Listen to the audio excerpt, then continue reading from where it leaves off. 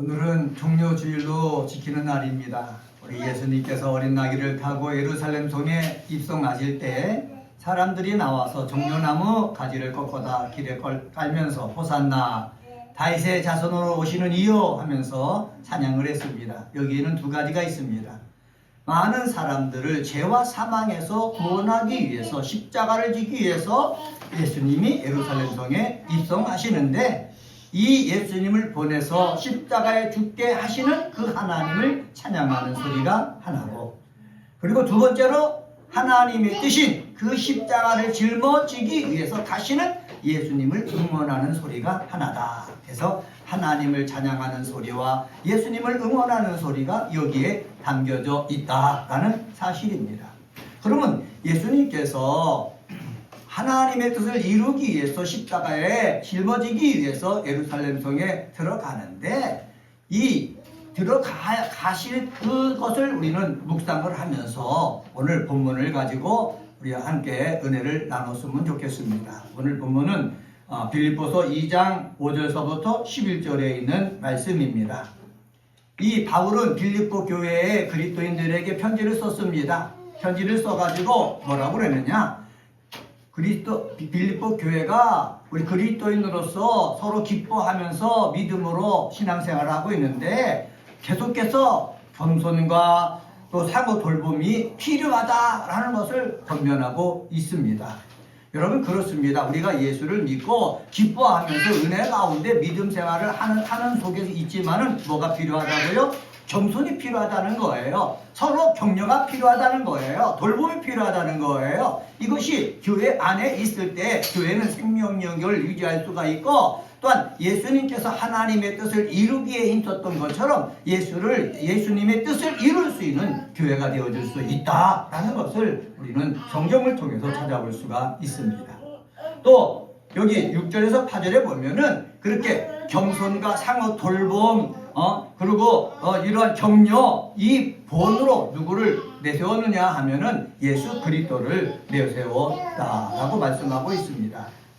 이러한 예수 그리스도가 어떤 분인가 우리가 성경에서 찾아볼 수 있는데, 바울이 말하는 예수 그리스도는 5절에 보면 이렇게 말합니다. 너희 안에 이 마음을 품으라. 곧 그리스도 예수의 마음이니 라고 말씀했습니다. 예수의 마음을 품으라 라고 말씀하고 있는 것이죠.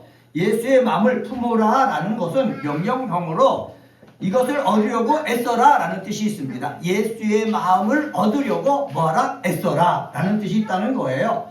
예수의 마음을 얻으려고 전념해라 라는 뜻도 있다고 주석서는 설명하고 있습니다. 다시 말하면은 빌립보 교회 그리스도인들이 기뻐하면서 믿음 생활을 하는데 예수의 마음을 내가 얻으려고 예수님의 마음과 같이 닮아지려고 애쓰고 전념하는 모습이 있어야 된다라는 사실입니다. 그러면 예수가 어떤 마음을 가지셨기에 예수의 마음을 얻으려고 예수와 같이 그런 마음을 닮으려고 애써야 되는가? 우리가 한번 살펴보자라는 것입니다.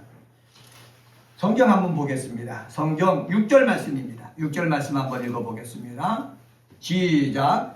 그는 근본 하나님의 본체시나 하나님과 동등됨을 취할 것으로 여기지 아니하시고. 자, 예수가 어떤 마음을 가지셨는지, 우리가 예수 그리스도와 같은 마음을 우리가 품을 수 있는지, 우리 한번 예수가 어떤 마음을 가지셨는지 먼저 살펴보고 우리도 그 마음을 얻기 위해서 전념하는 그러한 자가 되어지기를 원하는데, 예수님은 어떤 마음을 가지셨느냐? 한번 따라서 해봅시다. 자기를 비우는 마음. 네, 자기를 비우는 마음을 예수님은 가지고 있었다라는 사실입니다. 그러면 우리들에게 주신 말씀은 무엇입니까? 예수님처럼 자기를 비우는 마음을 우리도 가지고 있었으면 좋겠다라는 사실입니다. 근데 자기를 비우는 마음을 가지고 세상 삶을 살면은 세상 사람들은 뭐라고 그럽니까? 바보라고 그러는 거예요. 자기 비를 비우지 말고 자기의 속을 채우고 이익을 채우고 유익을 채우고 자기를 내세우고, 이것이 세상이 원하는 것이거든요. 그런데 예수님이 이 땅에 오셔서 제일 먼저 하시는 일이 자기를 뭐하는 거? 비우는 일을 하셨다라는 사실입니다. 사랑하는 그리스도인 여러분, 자기를 비우는 거 쉽습니까? 어려운 거예요. 그런데 예수님은 자기를 비우셨다고 그랬습니다. 자기를 비우셨다라는 것을 6절을 통해서 몇 가지 살펴보면 이렇게 말합니다. 하나님과 동등됨을 취할 것으로 여기지 아니하시고 라고 말씀합니다. 취할 것이라는 말은 뭐냐? 소유하고 있는 것을 계속해서 붙잡고 있는 상태거든요. 예수님은 원래 하나님이셨습니다. 하나님이셨는데 계속해서 하나님으로서의 그 모든 가진 것들을 계속해서 붙잡고 있지 않고 그것을 놓고 이 땅에 뭐 하셨다? 내려오셨다라는 것입니다. 자기를 비워서 인간이 되셨다라는 뜻입니다. 그렇게 하신 이유가 무엇입니까? 그것은 오직 인간을 죄와 사망 가운데서 구원하기 위한 그 목적이 있기 때문에 그렇습니다. 내가 사람들을 죄와 사망에서 구원하기 위해서 나는 하나님으로서 내가 취해야 될 것이 있지만 이것을 취하지 않고 사람의 몸을 입고 이 땅에 내려와야 되겠다라는 목적이 있기 때문에 자기를 비웠다라는 것을 우리는 성경을 통해서 알 수가 있습니다. 자기를 비웠다라는 것을 헬라어로 보면은 케노시스랍니다. 한번 따라서 해봅시다. 케노시스. 신학적 용어로 자기 비하. 이걸 갖다 케노시스라고 하거든요. 예수님께서 케노시스, 자기를 빚고 내려오신 이유는 바로 뭐냐? 하나님의 뜻을 이루려는 목적이 있으셨기 때문에 그렇습니다. 우리들도 마찬가지입니다. 예수를 믿으면서 이 세상 삶을 살아나갈 때 목사도 자기의 마음을 비워야 되는 것이고 그리스도인들도 자기의 마음을 비워야 되는 것입니다. 그런데 목적 없이 하나님의 뜻을 이루려는 목적 없이 그냥 비운다라고 하면은 바보 같은 짓이 되고 말 것입니다. 그런데 목적이 있는 거예요. 내 목적은 하나님 앞에 영광을 돌리는 것이다. 내 목적은 사람들을 죄로부터 구원하는 것이다. 저 사람을 전도해서 하나님의 자녀로 만들기 위해서 내가 낮아지는 거 좋다. 이렇게 목적이 있을 때 자기를 비울 수가 있고 예수의 마음을 닮아갈 수 있다라는 사실입니다.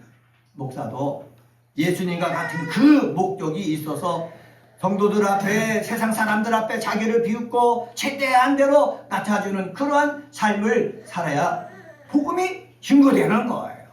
목사만 그렇습니까? 그리스도인들도 마찬가지예요.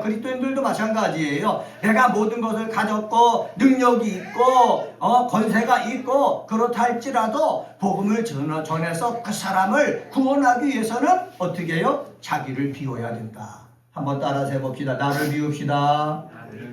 비웁시다. 네, 나를 비우라는 거예요. 나를 비웠다고 그랬을 때, 예수님이 나를 비웠다고 했을 때, 이 성경에는, 주석서에는 이렇게 생각했습니다. 신성이나 본질을 버렸다는 의미가 아니다 라고 얘기하고 있습니다. 버렸다는 의미가 아니라는 거예요. 그냥 그것을 내려놨다는 거죠. 가지고 있는데 그것을 내려놓고 어떻게 해요? 자기를 버려서 사람과 같이 되었다라는 말씀입니다. 우리들도요, 하나님의 뜻을 이루는 그러한 믿음의 삶을 살기 위해서 자기를 비울 줄 아는 믿음의 사람이 되어야 되기를 주의 이름으로 간절히 축원합니다. 한번 7절 말씀 한번 봅시다. 7절 말씀 같이 한번 읽습니다. 시작. 오히려 자기를 비워 종의 형체를 가지사 사람들과 같이 되셨고, 우리 한글 개역 개정판 성경에는 오히려 자기를 비워 종의 형체를 가지사 사람들과 같이 되셨고 라고 말씀하고 있습니다. 그런데 여기서 자기를 비웠다라는 것이 주문장입니다. 자기 비와 케노시스가 주문장이고 그 다음에 자기를 비워 자기를 낮추셨다. 자기를 비워서 어떻게 종의 형체를 가지셨다. 자기를 비워 사람들과 같이 되셨다라는 뜻입니다. 한번 따라서 해봅시다. 자기를 비워 종의 형체를 가지셨다. 자기를 비워 사람들과 같이 되셨다. 네. 여기 자기를 비워 종의 형체를 가졌다라는 말은 무엇입니까? 종이란 말은 뭐예요? 하나님의 모든 말씀대로 철저하게 순종하는 것을 이야기하고 있습니다. 예수 그리스도는요, 인간의 몸을 입고 이 땅에 오셔서 하나님의 뜻을 온전히 다 행하기 위해서 애썼습니다. 하나님의 뜻을 온전히 행해서 하나님을 영화롭게 하셨습니다. 그는 또한 종으로서 마구간에서 탄생했죠. 공생의 기간에도 머리 둘 곳이 없을 정도로 가난하게 사셨죠. 죽은 후에도 무덤까지 빌리셔서 묻히셨죠. 예수가 단지 종의 외양만 취한 것입니까? 아닙니다. 본질적으로 종이 된 거예요. 자기를 낮추신 거예요. 우리들도요, 그냥 말로만 나를 비웠다, 나를 낮췄다 하지 말고 정말로 마음속으로 자기를 낮추는 그 모습을 가져야 된다라는 사실입니다. 이것이 바로 뭐냐? 예수님처럼 자기 마음을 비우는 것이 되는 거예요. 예수님처럼 내 마음을 온전히 비워나갈 때에 하나님의 뜻을 온전히 이룰 수가 있고 또 세상에 있는 많은 사람들을 하나님께로 이끌 수 있다라는 사실을 기억하시기를 주의 이름으로 간절히 축원합니다. 그런데 우리 하나님은요, 자기를 비워서 낮춰서 하나님의 뜻을 이루는 사람을 그냥 내버려 두지 않으시는 거예요. 예수님을 보니까는요, 어떻게 했습니까? 높이셨다고 그랬어요. 많은 사람들이 예수님 앞에 무릎을 꿇게 하셨다고 그랬어요. 다시 말하면 하나님께서 보상해 주신다는 거예요. 하나님께서 은혜로 역사해 주신다는 거예요. 이것을 우리는 믿어야 됩니다. 여러분들이 이 세상에서 예수 믿기 때문에 자기를 낮춰서 사람들을 섬기고 사람들을 돌보고 사람들을 격려하고 힘써 나갈 때에 그것으로 인생이 끝나는 것이 아니라 그런 삶을 살고 있는 사람들을 하나님께서 나중에 심판하실 때 어떻게 해요? 예수님을 높여서 하늘 보좌에 앉게 하시고 예수님에게 건수해 주셔서 심판하러 이 땅에 오게 하신 것처럼 우리들도 똑같게 하나님께서 높여주신다라는 말씀입니다. 이 말씀을 우리가 믿고 내가 하나님의 뜻을 이루기 위해서 내 마음을 비우고 낮출 수 있는 저와 여러분이 되기를 주의 이름으로 간절히 축원합니다. 두 번째로 제가 낮춘다는 말을 사용했는데 자기를 낮추는 마음을 과연 품을 수 있느냐 말이죠. 한번 따라서 해봅시다. 자기를 낮추는 마음을 품을 수 있을까? 자기를 낮추는 마음을 품을 수 있을까? 정말 이거는 힘든 일이 되겠죠. 성품이 좋은 사람은 자기를 낮춥니다. 배운 사람은 자기를 낮춥니다. 글을 아는 사람들은 자기를 낮춥니다. 그러나 그를 알고 배우고 그럼에도 불구하고 자기를 나타내려고 하는 사람은 자기를 낮추지 않습니다. 친구들 가운데도 대화할 때 보면은 자기를 낮추는 사람이 있고 자기를 높이는 사람이 있습니다. 자기가 조그만 일을 해놓고 그 일을 크게 한 것처럼 부풀리는 사람이 있는가 하면은 큰 일을 해놓고도 나는 별로 한 것이 없다 하는 사람이 있습니다. 우리에게 중요한 것은 예수님이 어떠한 삶을 사셨는가를 우리가 살펴보고 우리도 그 길을 따라 나갈 때에 하나님께서 예수님에게 행했던 그대로 우리들도 예수를 통해서 하나님의 자녀가 되었으니 우리들도 똑같이 하나님께서 대해 주실 것을 우리는 먼저 뭐부터 해야 되는 것입니까? 확신해야 되는 거예요. 예수님이 낮추셔가지고 이 땅에 오셔서 하나님의 뜻을 감당했던 것처럼 우리도 예수님을 따라 삶을 살면서 나를 낮춰가지고 삶을 살게 되면은 하나님이 예수님을 높여주셨던 것처럼 나를 높여주실 것이다 라는 확신이 있을 때에 교회에서도 내가 낮춰 섬기려고 하는 거예요. 세상에서도 나를 낮춰서 섬기려고 하는 거예요. 그런데 이 확신이 없다면은 어떻게 해요? 불행한 것이 될 수밖에 없는 거예요. 8절 말씀 한번 읽어보세요. 8절입니다. 같이 한번 읽습니다. 시작. 사람의 모양으로 나타나사 자기를 낮추시고 사람의 모양으로 나타나사 자기를 어떻게 했다고 그랬습니까? 낮추셨다 말씀하고 있습니다. 낮추셨다라는 말을 제가 헬라어를 찾아보니까 에타페이노센이라는 단어를 썼습니다. 에타페이노센이라는 말은 뭐냐? 내리누르다, 겸손하다라는 뜻이에요. 자기를 내리눌렀다는 거예요. 자꾸 높아지려고 하고 교만해지려고 하고 거만해지려고 하고 자만해지려고 했을 때 자꾸 내리눌렸다는 거예요. 뭐를 위해서? 하나님의 영광을 위해서, 하나님의 뜻을 위해서 자꾸 자기를 내려눌렸다라는 뜻입니다. 자기를 낮추셨다는 것은 그리스도의 자기 비하를 의미하는 것입니다. 하나님의 아들이신 그리스도께서 영광스러운 몸이 아닌 비천한 인간의 몸으로 이 땅에 오셨다는 것, 그리고 평생 하나님의 뜻 아래서만 사셨다라는 것을 의미합니다. 예수님도 예수님의 뜻이 있으셨잖아요. 예수님의 생각이 있으셨잖아요. 그런데 예수님 삶을 우리가 성경을 통해서 읽어보면은 기록되어져 있지 않지만 느낄 수가 있는 것이 있어요. 예수님은요, 능력이 있으셨어요. 병든 자도 고칠 수 있었어요. 귀신도 내쫓을 수 있었어요. 그리고 성경을 어렸을 때 읽어가지고 구약의 내용에 있는 말씀들을 다 알고 계셨었어요. 예수님이 능력을 행하셨을 때마다 교만하고 자만하고 거만하지 아니하고 그럴 때마다 어디로 갔습니까? 산에 갔어요. 기도했어요. 기도하면서 하나님의 음성을 들었어요. 하나님의 뜻을 구했어요. 그리고 그 뜻에 맞춰서 살았어요. 하나님의 뜻을 구하고 그 뜻에 맞춰서 살았다. 그게 바로 뭐예요? 자기를 낮추는 거예요. 자기를 낮추는 거예요. 교회에 나왔어도 하나님의 뜻이 무엇인지 들었음에도 불구하고 그 뜻을 무시하고 삶을 살면은 그 사람은 자기를 낮추는 사람이 아니라 자기를 높이는 사람이에요. 하나님을 무시하는 사람이에요. 하나님 없이 마음대로 사는 사람이에요. 목사도 그렇습니다. 목사라고 해서 하나님의 뜻을 높이며 삽니까? 하나님의 뜻이 무엇인지 알고 있음에도 불구하고 그 뜻대로 살지 않고 자기 마음대로 자기 욕심대로 말하고 행동하고 살아간다면 그게 되겠느냐 말이에요.